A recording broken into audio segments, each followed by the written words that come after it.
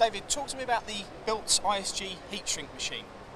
Who would buy it and why would you buy it? Okay, so the heat shrink machine is it's an alternative to using a collet chuck or a hydraulic chuck. Right. Yeah, it's much stronger clamping forces, and it's the run out which is the benefit. And also in today's die and mould 5-axis machines, axis is a problem. You can have much longer tools with extensions on when using heat shrink. Okay, all right, give us a demonstration. Okay, so here's a solid carbide tool. Yep. And a 20mm holder. We can put that into the built shrink holder. You'll see that there is a small counterbore there that assists the loading of the tool. Right. It's not there specifically for that reason. When the induction coil comes down and heats up the tool, it doesn't actually heat in that way, it heats like that. So it does actually pinch the top. So in order to get over that, so you don't have to put so much heat into the holder, we put that little counterbore in. But it does assist the operation of putting that in. Okay. So this is the 20mm holder. We would now put a stop disc in there. This is to prevent the induction heat coming from the coil into the tool, and it keeps the tool warm. Keeps the cool cold, sorry. Okay. So now we've put the induction coil in place. This is a manual version machine. We would then go to the parameters and we would choose the 20mm diameter, which this tool is. From there we can press start. That is now heating up.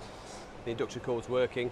This is going from room temperature to 350 degrees C, and we can place that in So there. depending on the diameter of the tool would depend on the heat that it heats up to? Absolutely, yes. There's also the percentage of the coil which is being used. It can be sort of 25%, 80% for 2, 3, 4 seconds. Okay. Once that tool has gone in there now, we need to cool it down. This is done by moving that out of the way, moving this shroud up, and we press cool. This is the manual version. This is kind of the startup version when you've only got a few tools. And for occasional use, 10 tools a day, this is absolutely adequate. And that will cool that tool down back to room temperature in around 30, 45 seconds, something like that. And how many times could you do this with a back end or with a... It's an interesting question, and a lot of people ask that. There are parameters that are in this machine. Providing you stay within the parameters, they did a test in Built in Germany. The guy was given the task, he shrunk one in, he tested the gripping force, tested the run out, everything was fine at the beginning. He did the same test after 10, 50, 100, 1,000 and then 2,000. At the end of 2,000 shrinks, there was the same clamping force and there was the same run out. They basically said they give up then. Providing that you don't abuse the tool, then it should last at least 2,000 shrinks. Right. That is now in there, and that is now hand touch. So what would be the run out?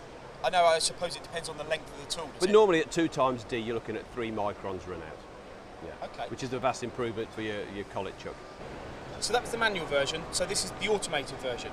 Yes, that's Talk to right. us about this model. With the health and safety being more and more in people's consciousness nowadays, it's very, very important to make these processes as safe as possible. This really is the ultimate for speed and safety.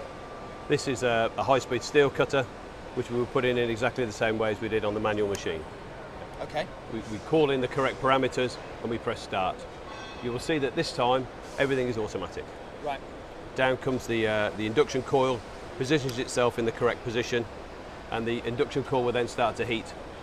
That again goes through 3 or 4 seconds. At the end of that time, you can see that the tool sinks down. Okay, okay. There's a dwell time which you can set just to make sure that you've adjusted everything correctly. At the end of that dwell time, the tool then disappears down into the bowels of the machine where it's cooled with the cooling water, and the induction coil then goes up out of the way. Right. There's no way that an operator can get his hands anywhere near that hot tool. It's very, very useful for repetitive work when you're changing over a lot of tools. So the actual functionality, we're doing the same process, but Yep. just basically automatically to avoid any health and safety Exactly issues. that. It assists with that. Yeah. So these machines, David, available from LMT in the UK? They are available at LMT in the UK. Exclusively from LMT in the UK? Exactly. And there we go. The tool has now come up. It's touched dry and blown dry. There we go. Ready to go? Ready to go.